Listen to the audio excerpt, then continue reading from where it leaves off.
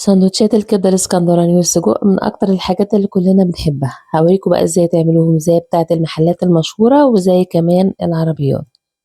بس هنبدأ الأول بأهم حاجة وهي الطحينة.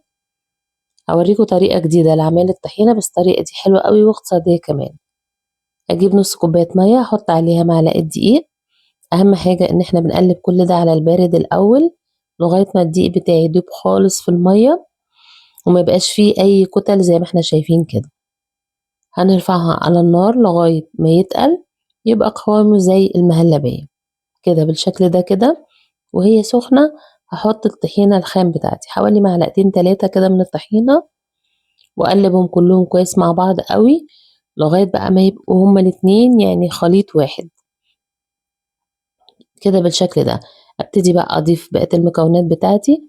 هحط معلقة خل، بس معلقة واحدة بس مش اكتر، يعني ما كترش الخل. هقلب الخل مع الطحينة وبعد كده اضيف بقى التوابل بتاعتي.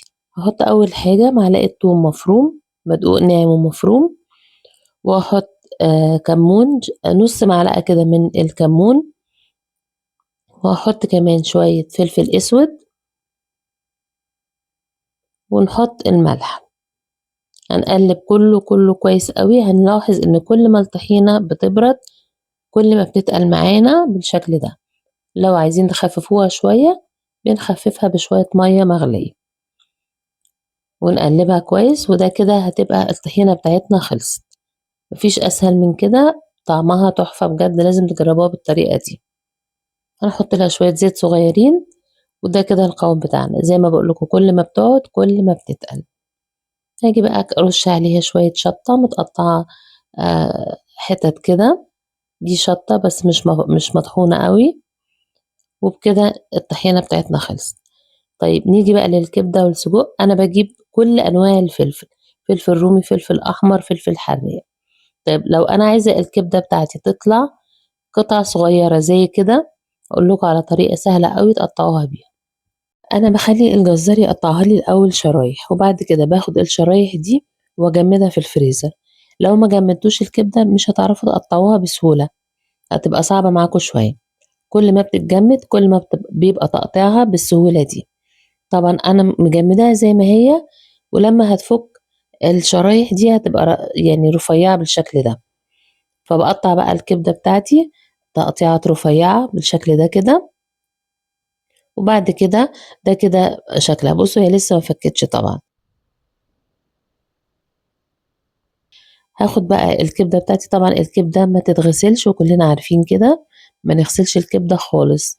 لكن انا عشان اشيل الزفارة منها بحطها في مصفى زي كده، وبرش عليها شوية ملح. الملح ده بيشيل الزفارة، بيخلي الزفارة تنزل في الطبق اللي هو تحت المصفى ده، وتبقى الكبدة عندي نظيفة مفيش فيها أي حاجة ريحتها مش كويسة.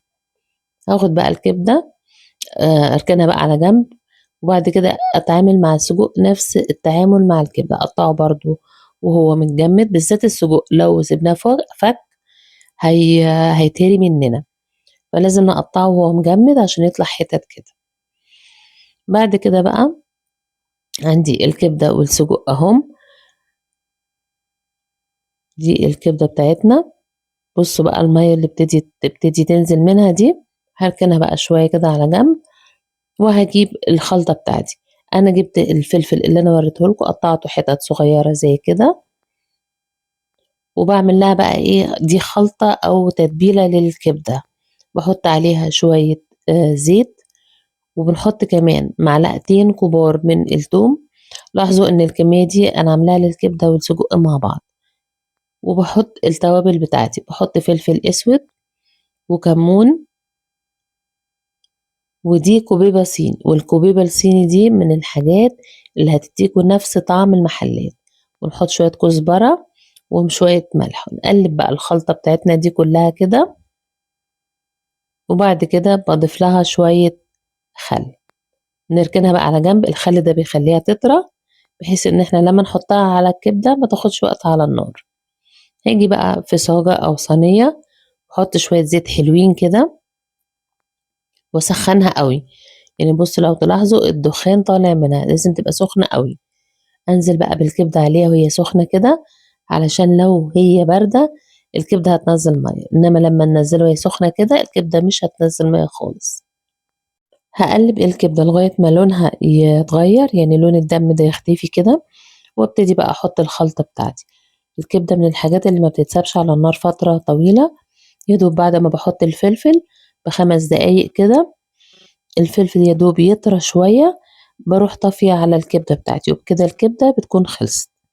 بُصّوا بقى دي الزفارة اللي باقول لكم عليها اللي بتنزل من الكبدة طبعًا هنرميها. خلاص الكبدة بتاعتي تمام كده، ابتدي بقى أعبيها في الساندوتشات زي ما أنتم شايفين تقطيعتها، دي التقطيعة الصح للكبدة، الكبدة ما تتقطعش كبير، تتقطع حتت رفيعة ورقيقة زي كده.